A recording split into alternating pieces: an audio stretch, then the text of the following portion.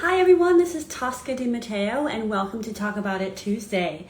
I'm super excited to be here with you. I'm going to talk about growing up with friend, colleague, and business partner Laura Patricelli. And I'm just super excited for you to meet her because not only is she super talented, but she's also done some really amazing work on herself in the past year. And you know, she wants to talk about what it means to grow up in life, in relationships, in business, all different facets. And I know she's going to be jumping on here momentarily. So, hey, Skoshi. Nice to see you here. Hang in there for that. She's just going to be joining. But, I do this Talk About It Tuesday platform really so that I can bring different voices to the table to share their stories of personal growth and development as we all, are looking to heal in our lives and be the best version of ourselves.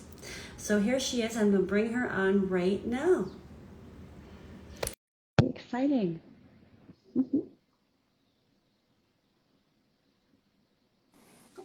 Hi. Hey Tosca, so good to How see you. you too.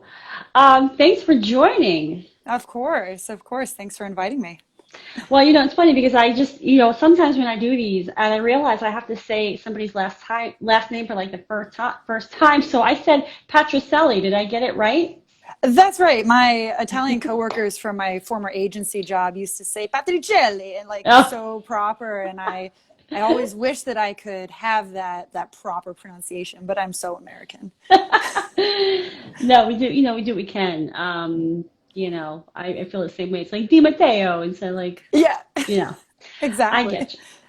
But yeah, so I was doing a little quick intro before you joined, and just sharing, that we're friends, that we're kind of business partners, that you've created my website and my materials and my branding, and so I've just seen firsthand the work that you do, and have seen a little bit about your journey in growing your business, um, and I'm just excited about this topic that you picked, growing up.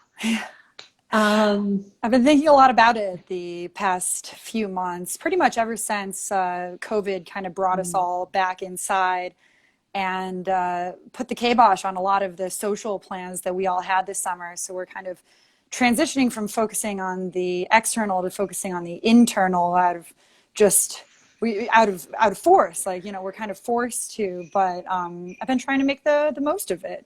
It's definitely not yeah. a terrible time to be a web designer. Everybody needs websites right now. That's for Yeah. sure. Yeah, and before we go deep here, I'd just love for you to, kind of introduce yourself. I shared just a little bit about you, but whatever you want to share about, who you are, what you do, things you love, whatever comes to mind. Of course. Yeah. So I'm a web design fairy and absolutely love creating artistic and unique websites for my clients and really letting their funky style show through. And I think a lot of times it's really hard to do that on your own. There's a lot of tools available online for web design these days. I mean, you can really just build a website from just a template that you find on Wix or WordPress. But letting your personality show through in your brand is something that does not come easily. That's why you need to have a high-end designer on your team to kind of get you to that point where you have all the assets and you can just rock it, which I've seen you do over the past year, and it's been amazing. But Thank it's really you. just my dream job. I mean, I couldn't have picked a better creative field to be in. I don't think I could have made it as a painter or an illustrator. I'm just not, I'm creative, but like that's just another level. I'm actually designing a website right now for my client who's like a visionary artist based out of Carson City. And I just look at her stuff and I'm like, I'm glad I'm a web designer. I'm sure they look at what you do and they think the same They thing. do. Yeah, she does. She loves what I do. But it's funny because then I get to use her creative skills to just make the design even more fabulous. Yeah, and I think we've talked about this before, but like you've been like an entrepreneur for years. Like you've been at it. It's like tell me more about like your path because I think that's a path that is is brave and courageous, and not everybody, has the the wherewithal to be bold. So what was Yeah. that like, that journey? Honestly, it actually kind of relates to the topic that we're talking about Mm, today. Like, I might be a web design fairy, but I'm also a bit of a festival fairy. And there was this period of time from 2013 to 2015 where I was just I was going everywhere I possibly could, traveling all over the country to see my favorite bands, my favorite DJs, and just kind of be a like the FOMO was getting to me a little bit, but I just wanted to do everything. And I was in this agency mm, job that just didn't light me up. I was a game designer and I love the people I work with. I loved getting to be a game designer, but I wasn't really making a direct impact on mm, anybody. And I had been building up a little bit of a background freelance job, just taking on website clients all over the place, just on the side as I worked full time. mm. And I found out like halfway through the year, I was like, oh, I don't actually have enough time off, like enough days off to go to Burning Man this year. I was like, guess I'm quitting. Guess it's time to take the plunge. And I just kind of used that excuse. And Mm, it's not even like a really good excuse to quit your job, but at the time it felt right. Like I had built up enough clients. I had built up enough of a work ethic on my own to kind of just take the plunge. So I went out to the desert, came back, and started my business full time. And just kind of had to learn a lot from scratch. I mean, I wish I had had a coach like you to kind of guide mm, me through those early stages of running my business because I was just scattered. I wasn't organized like I am now. I mean, this was 6 years ago. I feel like a lot has changed since then. And yeah, it's gotten to the point where I have really kind of bootstrapped a lot in my business, but I don't mm. recommend that to my clients. You're like, don't do what I did. I mean, sort of. It just took me too Yeah. long. Mm, I feel like I'm just now getting to the point where I'm gaining real traction in my business and I've maxed out what I can make on my own and have now started building a reliable team around me. I have a developer who's like my lead project manager and a virtual assistant that I can actually just pass stuff to and feel confident that she's going to take care of it.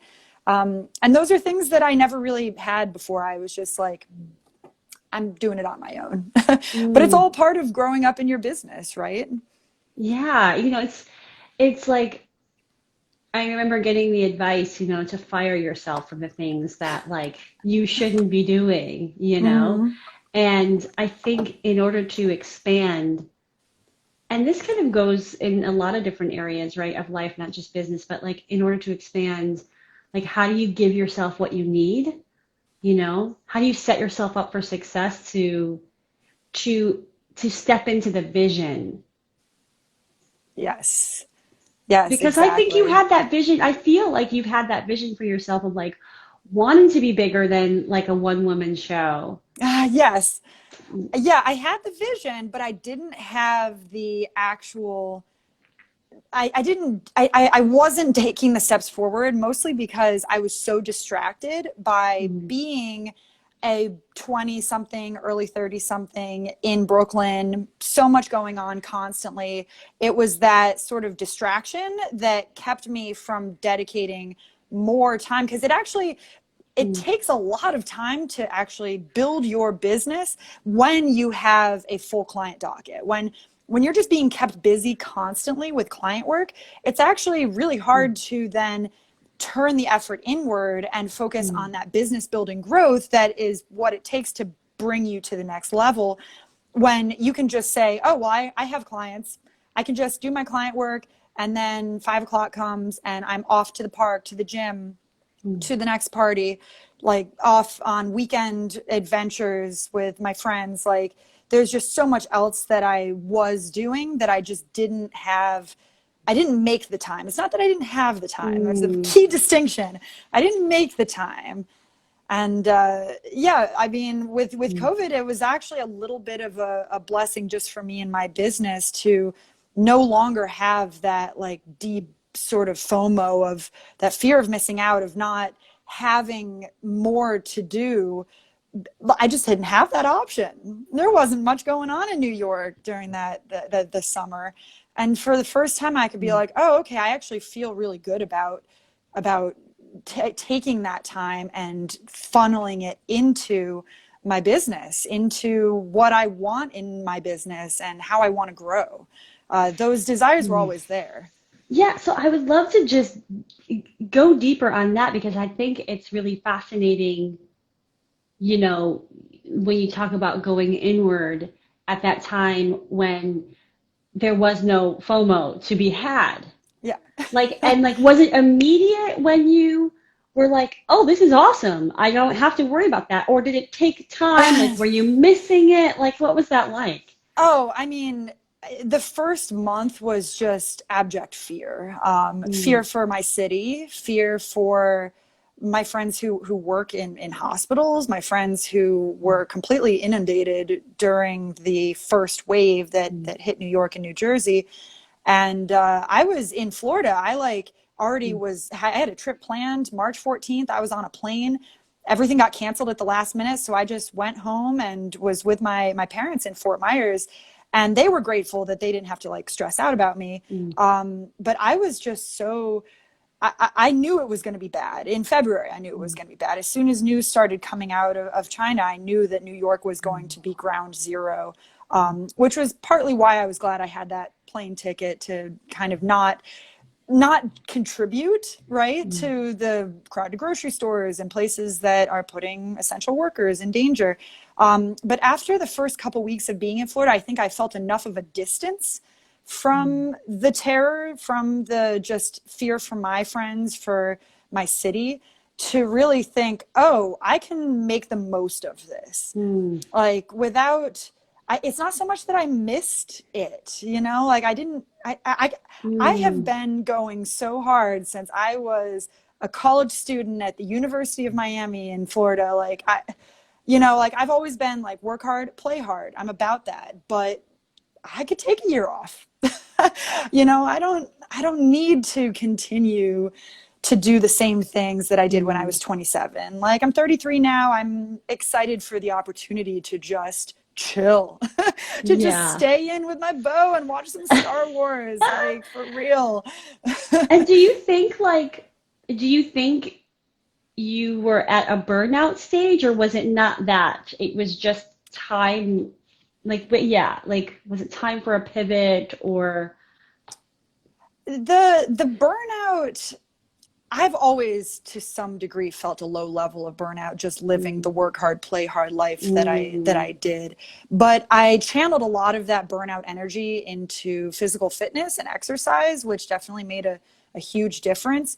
But I don't think that I made the connection between like the burnout, the mental burnout of having to be creative on demand every single day, mm, and oh, I could just hire a team to help support me with this stuff.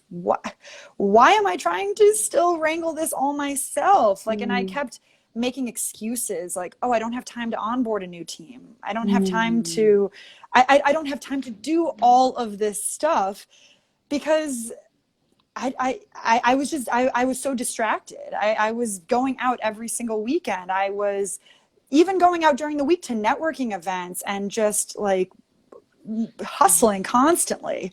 It was easy to feel burned out, but at the same time, I handled the burnout well. I guess maybe mm. it's just part of my personality that I can be juggling so many different hats and keep them all afloat. And I'm grateful for that, of course. But is it necessarily what I want to continue doing? Not so much. Mm.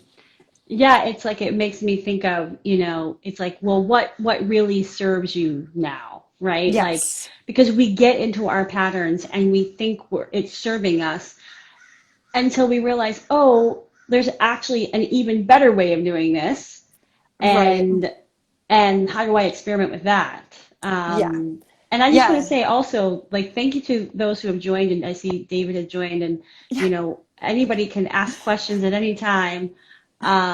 We're talking about growing up, and Lara's talking about, how she's grown up in her business, and I'm sure we'll end up talking about kind of relationship wise as well, and growing up and getting out of the FOMO trap that so many get in at all ages, to be honest. And I wanted to go back to what you were saying about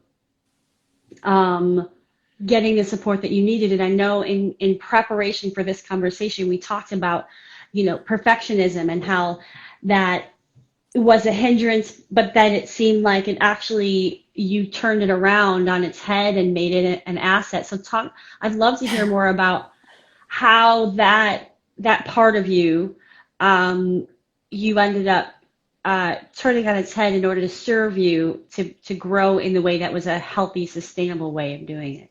Yes, yes, absolutely. So I found that with perfectionism, it's not about squashing or overcoming perfectionism. It's about channeling it into a scalable means that serves your business and the future. So for me, how that took shape was I put off outsourcing asset clipping and website development for a very long time because I have a specific way of doing things that my clients love, that serves my clients, and it's a quality way of producing websites.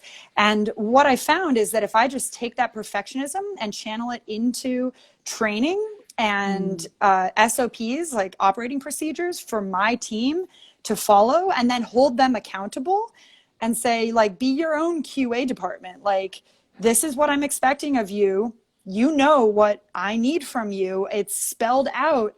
It's like step by step. I'm making my entire perfectionistic process abundantly clear.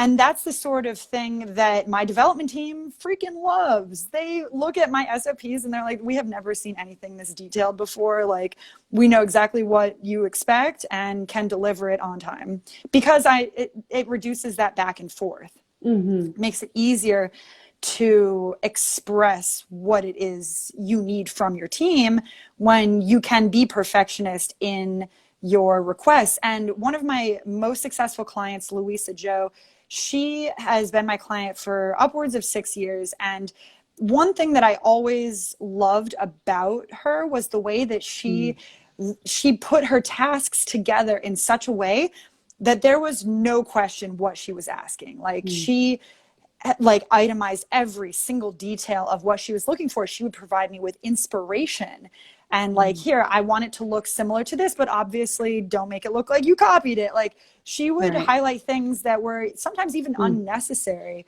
but it made it so I got it right on the first try. And that's something that I wouldn't have been able to do for her had she not been a perfectionist. Yeah, so I love this because, like, you really embrace how to leverage it so that it serves you in this moment. And because I coach a lot of people that have, perfectionist tendencies that hold them back, and I think it's all about, well, how do you look at how it's not serving you and what will serve you? And I think that's a process that will continue to morph and adjust, and I'm thinking about when you talked about the people that work for you, and you're very clear and transparent with them. And I talk a lot about culture and how you're building, the culture of your business, and being clear about what you expect, and then you can hire for that, because people that want a lot of freedom, maybe it's not a great fit, maybe they don't want to be told like the how and it's not good or bad. It's just, yourself well enough and the process that you want to use that you can then screen for. At least that's how I see it. Yes. I don't know is that how you see it too? No, that's exactly it. And in fact, that played a major role in the hiring process that I've been going through for the past several months, first with my virtual assistant, and then with my lead project manager, who I actually just brought on board today. Ooh, yay. We had our first team meeting this morning, which was really exciting. And I was so specific with what I was looking for. I knew the type of person I wanted to hire.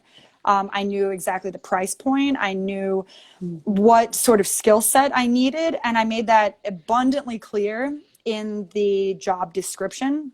And so the only people who applied were really people who were aligned with my vision. And in fact, my project manager, she knew me because she had followed the client that I had told you about, Louisa, for years. So she was Oh. familiar with my work and was actually a big fan of mine when she applied. And that just made me want to bring her onto my team even more because she was familiar with my industry. She'd done work for coaches and consultants before, and she was just excited to be there.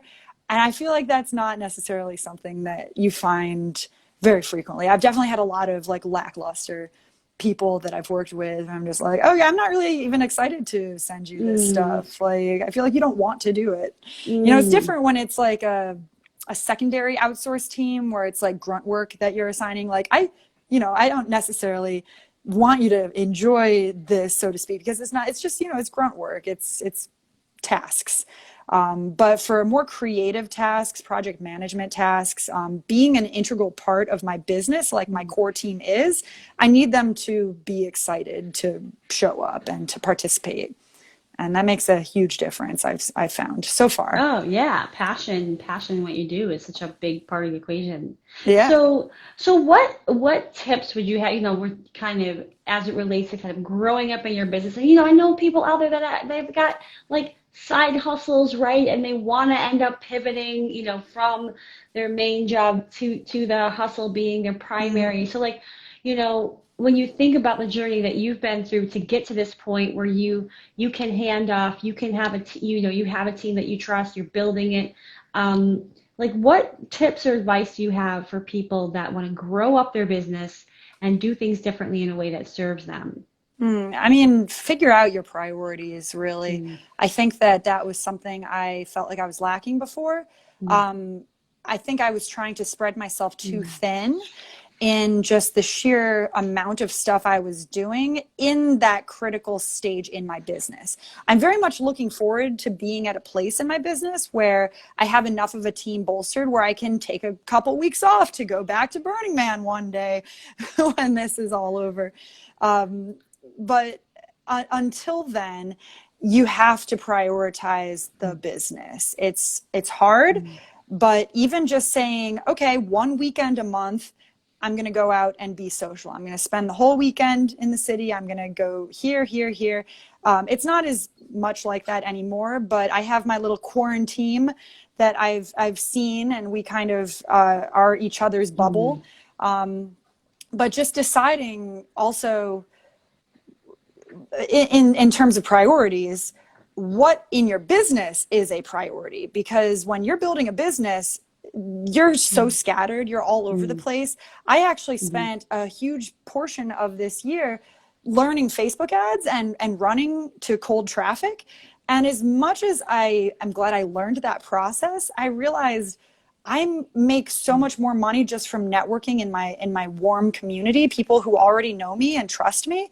Like mm, that's where I get my referrals from. So as much as it's fun to kind of play around in that cold audience sphere, and I'm glad that I have that experience and I'm going to continue doing it, it just was not mm, a priority at all. And it should not have been. Like I got mm. to take care of my house first before I step out and try and collect this audience, because my business has more important stuff going Mm, on behind the scenes that needs to happen first.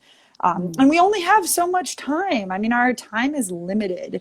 yeah. We can't, as much as we want to work hard, play hard, and just kick ass all over the place. If you don't prioritize, it can kind of just, yeah, lead to burnout. Oh my gosh. Yeah, and I was just doing a workshop today, branding you with some folks at Luminary, and one of my big messages was do fewer things better. Yeah. Because um yeah, like we have our capacity constraints. And I love one of the things you said in that you kind of started with, like you get what you need when you need it. You're talking about like you're going to the city, you're doing the social things when you need that, and at the same time you're prioritizing on the business side in order to find some calmness in that. versus, that's kind of what I heard. It's like, let me find some calmness in this. And that way they're kind of symbiotic. It's like you're giving yourself permission to do the things you need to do to keep your Yes. cup full. Yeah. And you're making sure you're not going crazy like in the building because that's not going to Because I'm serve you just cooped either. up. Yeah. Yeah, exactly, exactly. Yeah. And even just blocking out time to just be just chill and just relax and watch a movie and not constantly feel like I Mm, need to be mm, working. And that's the blessing and the curse, of course, of working from home for mm, people who are now out of the office and working from home full time, or people like us who are kind of used to working from home and running our business. But mm, it can feel like there's no off time. And I'm mm, actually really grateful. I'm living with my boyfriend who has like a 9 to 5 corporate day job where he has to report to a lab. mm, So I actually have a pretty distinct cutoff when I never really had that before, or at least I haven't had that in the last 5 years of being in my business. And it has been such a learning experience to wake up at 7:30 a.m. and work out in the morning, and then at 7 o'clock when he gets home, like I don't want to have to be working when he's home. I want to be hanging out and watching movies, cooking dinner, like chilling outside, grilling. It's so much easier when there's someone else holding you accountable for your schedule, mm, because mm, otherwise I am the type of person that will work until midnight every single night, and then it creeps back and it creeps back, and mm, suddenly I'm staying up till 4 a.m. and I justify it because, hey, I'm staying up till 4 a.m. on the weekends anyway. Why not just mm. have this ridiculous Brooklyn sleep schedule that is like so not normal? uh but yeah, I guess I feel like an adult now. Yeah. Oh my gosh. Well, it sounds like it. It definitely sounds like knowing how driven you are, and that you will stop at nothing, to deliver, and that service is really important to you.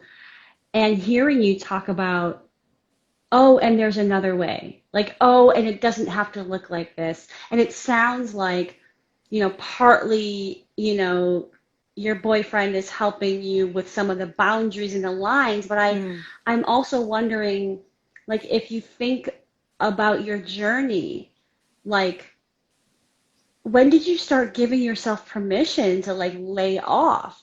And I ask because I know so many people struggle with this, and they're not even learning it at your young age. Like they're another 20, 30 years in, and they still haven't figured out that like the grind isn't the only way.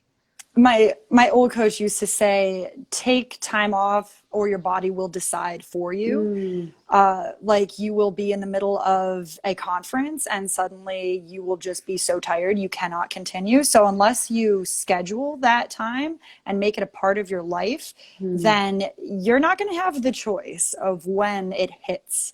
And I think that mm, before I would always, with the work hard, play hard mindset, I would either be on it working, or I would be partying or chilling with friends or going to a festival, traveling, mm, like just being this like wanderlusty human, which is still very much a part of who I am. And I'm looking forward to traveling for networking and business events again.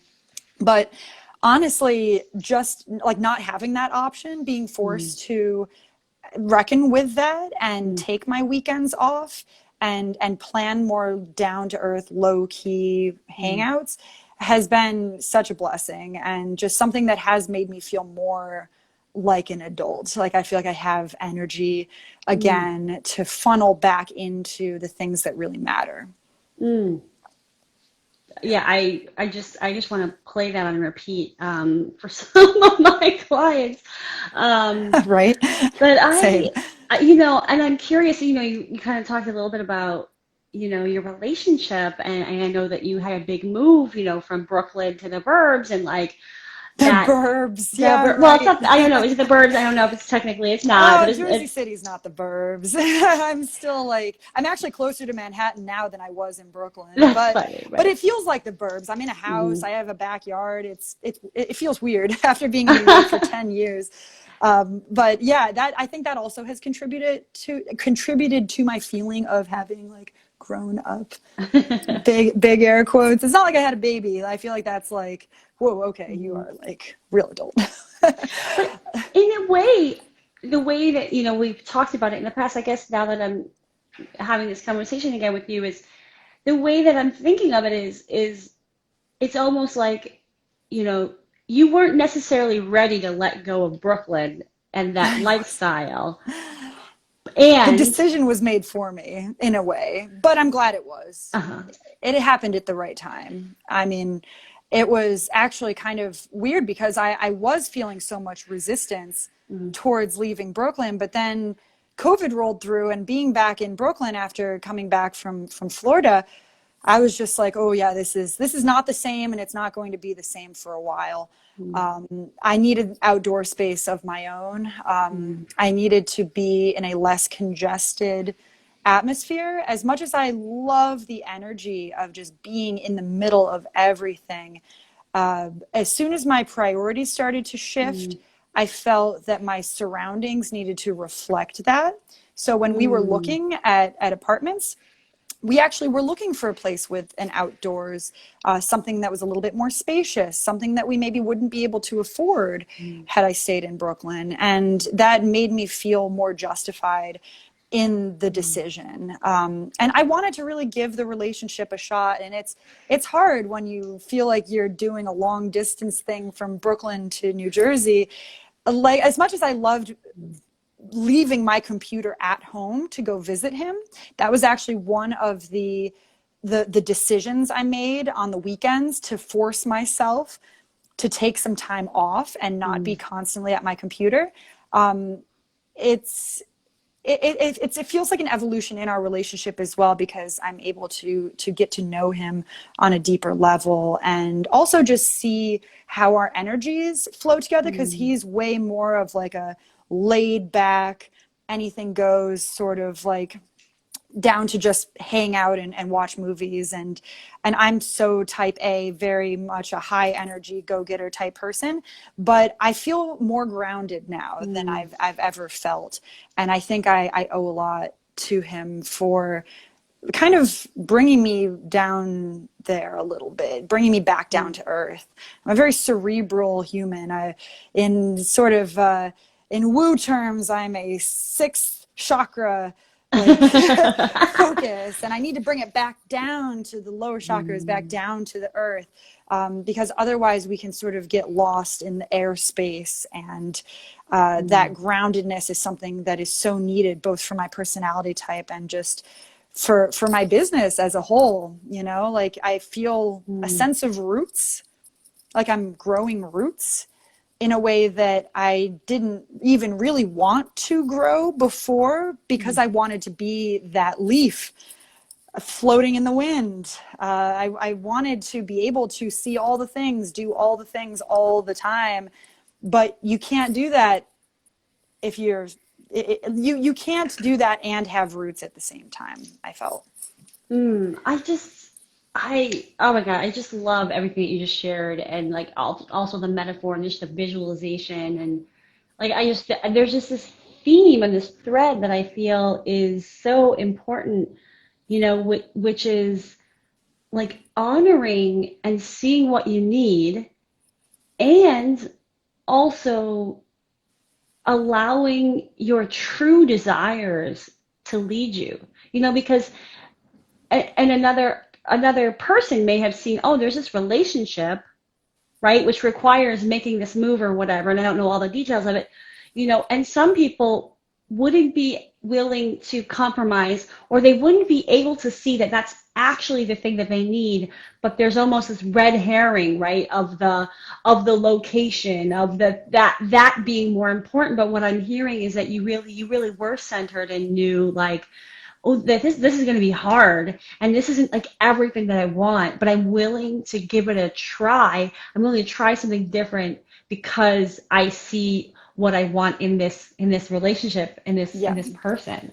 It's bringing out the side in me that does not come out naturally. Mm, I'm naturally very much I'm an adventurer, you know. I'm in Enneagram terms, I'm an enthusiast. So I like to be doing a lot constantly.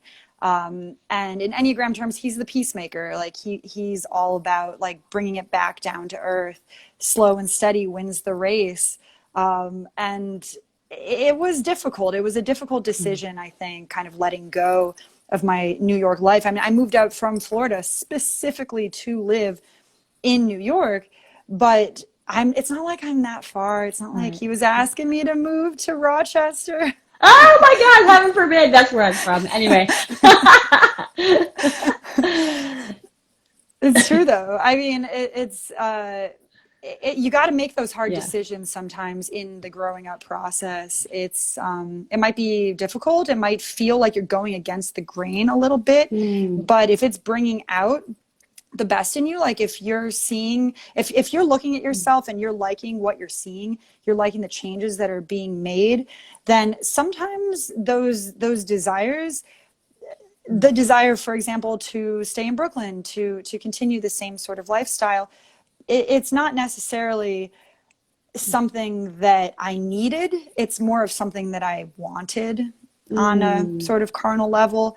But what I needed was to be grounded, to start growing roots somewhere, to be able to shift my focus inward into my business and feel a sense of peace, of calm, instead of constantly feeling like I need to just go everywhere and do everything all the time. I'm sure a lot of people can, agree that that is it's the FOMO life. Yeah, Some people are it's more affected than others. Enthusiasts like myself, man, yeah, just it gets us.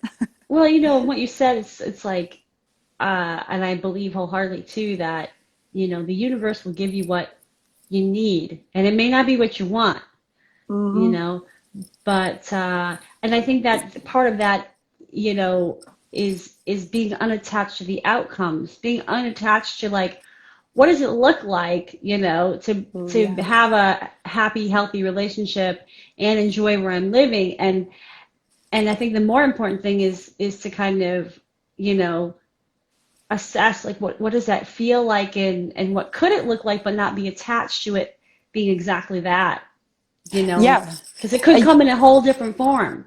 It's so true. Yes, learning to let go of the Mm, attachments we have to just so much in life. I mean, that's a lesson I'm constantly mm, learning. And it's hard to let go of that feeling, that FOMO feeling that I keep coming back to. mm, It's hard to let go of that because you just want to be present. And I think that it just stems back from when I was in high school and wasn't really invited to mm, parties or to hang out with people that I wanted to hang out with. So moving forward, I felt like, oh, I need to be everywhere all the time or else I'm going to fall behind socially. mm, And it's a gut wrenching feeling to feel like you're left behind. But when you have roots, you mm. are where you need to be. And that is just the truth that I think we forget to see when we're trying to be a leaf. Is you, wherever you are, that is where you're meant to be, and it doesn't serve you to think otherwise. It may not be the absolute truth, but who cares? Yes. Because what serves us most is to just be present and acknowledge that where we are is where we needed to be. Regret doesn't serve you. Oh my gosh. Yeah, yes, yes, yes, yes. This notion of the leaf and the grounding, and to me, it's both. It's being grounded so that you can have the freedom, so that you can connect your root to the heart, to the all the way, up to the Yes. head, right? And I think that people, you know when we get lost or we get stuck, it's because we've gone to the extremes Yeah, and we no longer have that centeredness, that balance to operate from. exactly. And it makes our actions, Mm. when we flip it, it makes our actions proactive instead of reactive. Mm. So instead of reacting, oh, there's a thing going on, I need to be a part of it. That is a reactive expression or action versus a proactive action, which is I am choosing to say yes to this. Everything else is a no. And I listened to a podcast ages ago that taught that lesson, and it stuck with me ever since. That when you take the helm, take the driver's seat of your life, and instead of just reacting to invitations or reacting to opportunities, you seek them out. I mean, it's one thing to react to an opportunity because, of course, saying yes to opportunities builds up the habit of accepting that into your world. But being proactive with what you choose to spend your time on, that's the crux of what we're talking about, right? I mean, it's Yeah. the definition of being an adult in a lot of ways is saying like, this is the life I choose. I am moving with purpose in this direction. And if that's not the life that you choose, if you just reacted your way into a corner, so to speak, then you can always take back the driver's seat. Oh You my can God, I always love choose. this. Reacted your way back to a corner. What a great expression. Because I often talk about, right, like moving from reacting to responding, Yeah. right? And like that to me is the inner work. That is the work of like understanding yourself, understanding what's driving, and your depth of understanding. Like, oh, right. Yeah. So I'm this way because of what happens in my life. And now it's not serving you. And now you're Mhm. realizing, right? You realize I need to shift that. And I'm curious. I mean, you talked about having a coach, but like, I'm curious, have you always been self-reflective? Like, what kind of support have you gotten in your journey? Whatever you're willing to share on that. Yeah, of course. Because I think that these types of concepts are, they're just coming, to the mainstream, I feel like, in terms of the work that Yeah. people, could benefit from. People investing in that sort of support, people investing in career development coaches, life coaches, business coaches, like that has really come to the forefront in the last Mm, 10 years or so. Thanks to speakers like Tony Robbins, who really popularized the mm, idea of personal development and self development. But ever since I received the book at like 12 years old, Seven Habits of Highly Effective mm, Teens by Sean Covey, that book got me interested in self development because mm, when you read a self development book, you are growing as a person. You're taking these lessons. You're standing on the shoulders of giants in a real way. I just in my business happen to be very lucky in that I've always worked for coaches and consultants. mm, So I was blessed to just have as clients these inspirational business coaches, life coaches, etc., who just gave me all this material to design and I learned from it. oh, Like even so just the sales cool. pages that I would make tell my Mm, client's story and the lessons they learned, and I learn from every single one of my clients, and I'm so grateful, especially to my longer term clients like yourself, like Louisa, who I mentioned earlier, like my client, Dr. Shannon Irvin, who has taught me so much about the way that our brain operates when it mm, comes to an entrepreneurial pursuit. All of these things have like built me up to the point where I'm pretty much a coach myself. I mean, when I get on consulting calls, my clients really get a lot out of it. I give so much feedback and help them with their mindset. And basically, I'm just more than a web designer for them. And it's something that I'm so grateful to be able to offer to my clients is that additional sort of self-development mindset expertise that a lot of people who are just starting out, they get they don't really have it. They feel like they'll ask me. In fact, my client who I've been working with for just a month asked me the other day on our call, like, do you think what I'm doing is pointless? Like, do you think I'm wasting my time? Do you think that that I should just call it quits because this feels like an uphill battle. And I said, if you want to do this, you can make it happen. It's really up to you. If you don't think you can do it, then yeah, it's probably not going to work out for you. But you have to decide right now whether you're going to do it or not, and just run with it. Just say, oh, Just I've already own it. made, Own own it. Yeah. Like, I've already made the decision to go through with this summit or Right. this business. I've already done it. I've already made that decision. Looks like I have to move forward. And that's sort of, to bring it back to what I was talking about earlier.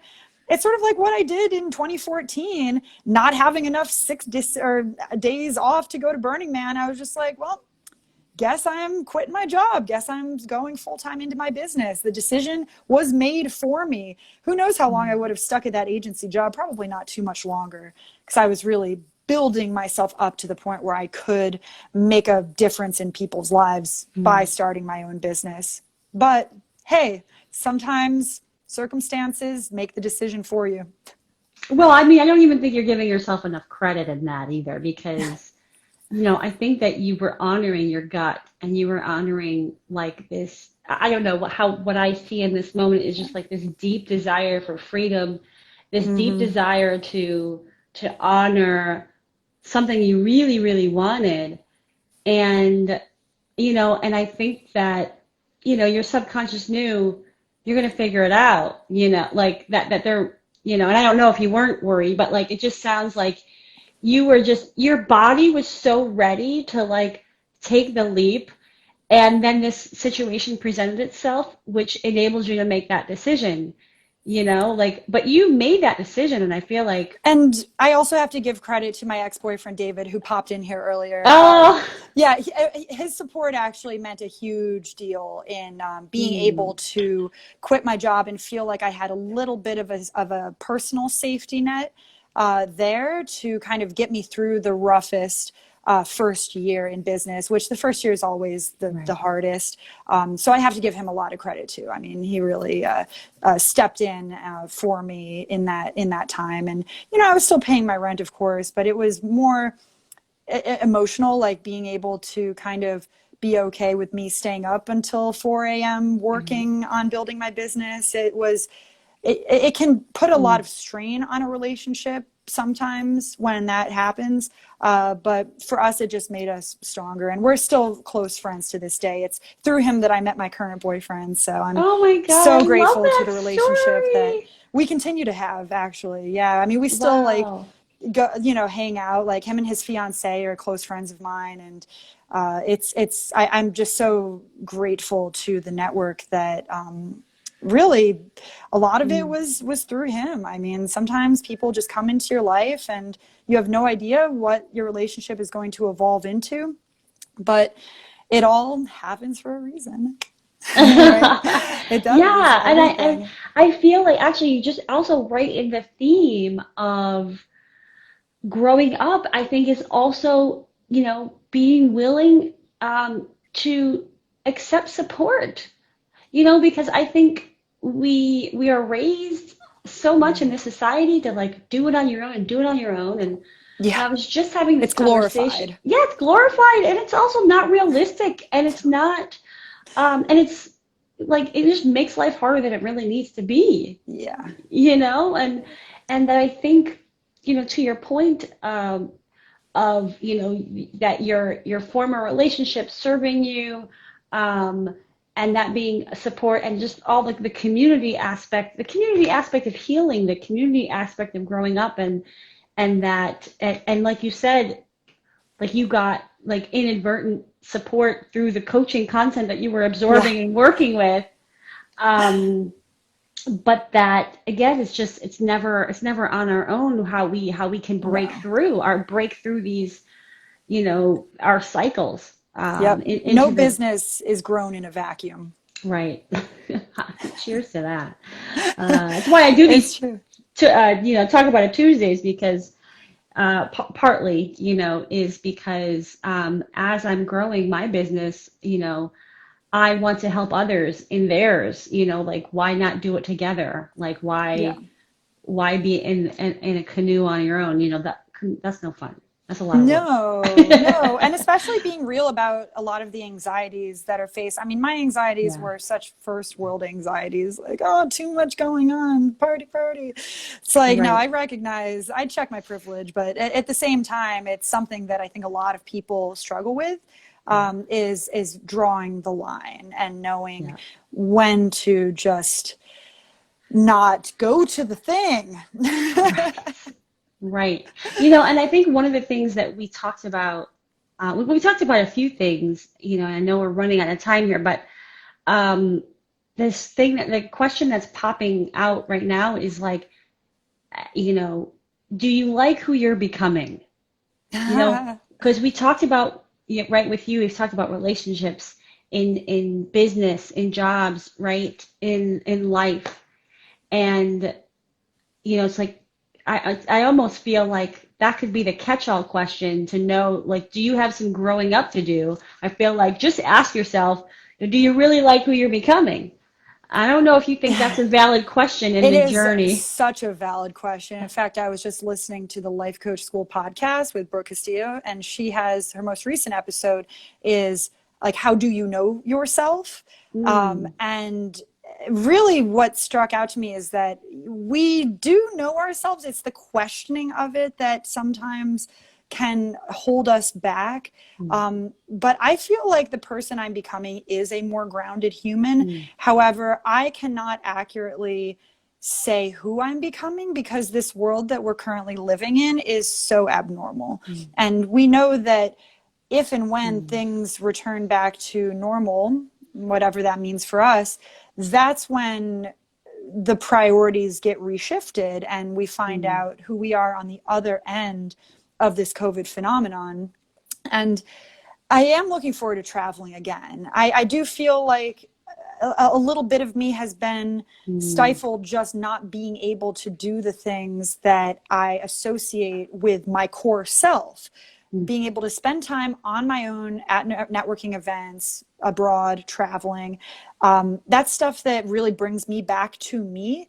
And because I haven't been able to do that since January, it has felt like I have felt a little muzzled almost. I have felt like not 100% myself, but I don't think that has anything to do with the changes I've made in my life. In fact, I think those changes have been a net positive for who I am and who I'm growing into.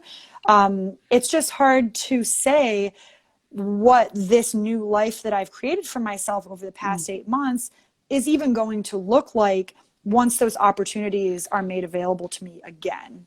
mm. So check back with me in a year. Well, for what it's worth, I believe that because you've gone deeper, right, and you've really looked closely at, the choices that you've made, that when things open up, right, and choices become more prevalent, I think because of the work you've done, that your desires will become more clear and the motivations behind them will be more clear. I don't think it will get muddier. I think it's because you've done the work. I think it's for Mm-hmm. people who aren't really looking at, below the surface, that they might get really, I think they might be the leaf in the air and they haven't found the Right. grounding to then make the decision from a solid place, So Yep. I'll definitely be checking in. We Yo, yeah. won't be losing touch, but I just want to say that I think because the roots are firmly planted and you're only growing stronger, into them, they will keep you steady regardless of what's next.